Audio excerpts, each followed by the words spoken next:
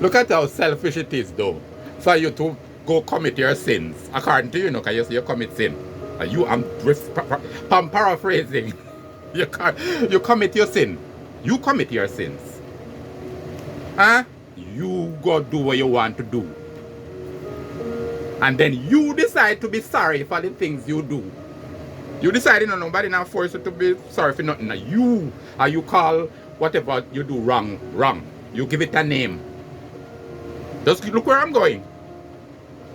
You put all the emphasis on the things that you do, to say they are wrong or they are right. You determine that. I don't know how you do it by virtue of what you were taught or you listened to and whatever. But you decide what was wrong. But those deeds that you have done that you call wrong, why you want to take it to give all those kind of problems to somebody else? Why it is not your duty to change them, to turn them into right, since you see them as wrong? Why it is not your function to change them around? Because that's not what you're doing, I'm passionate about it because I was there and I wasn't taught of this. So I think about it now. I need to share it with my brethren. Stop playing, because it's about you. I want this to reach my Jamaican core. You are about you. If you're going to bring in a middleman, you're going to bring in somebody else now to interfere with that. Yes? But it's about you. But you're putting all the emphasis on somebody else. You're going to call on somebody else. And forsake yourself in the process. Lose yourself even. Pointless. I want for you to just slow down a bit. I'm passionate today. Slow down a bit. Take your time. I cannot rush you in. Stop running away from yourself. You can't say you love yourself and you keep running away from yourself. Every now and then, something within you beckon to you to say, it's time for you to look within yourself, slow down, and do some introspect, and do some work, some shadow work. The same work that you want to take to somebody else in prayer, do them for yourself, but you don't want to do that.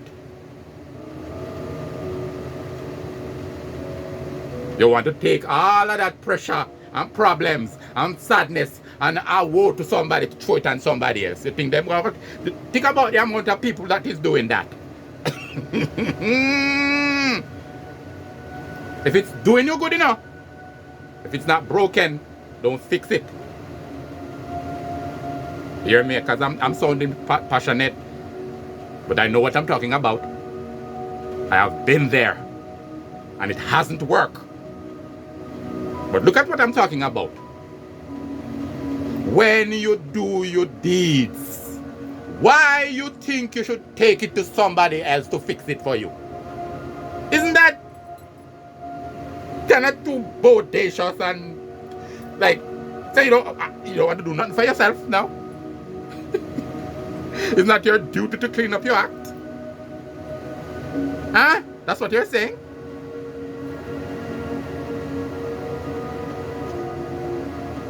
You better do the due diligence and start to do those work on yourself. Them old patterns, ways of being, yes, that you're accustomed to entertain. So as small as them is, those ways of being, their energies, but they are ways of being that you're accustomed to. But they make you uncomfortable after a time. Yes? Those same ways of being that when you get in your corner and it makes you feel bad because somebody says something and it makes you look into yourself. That's what I'm talking about. I know what I'm talking about.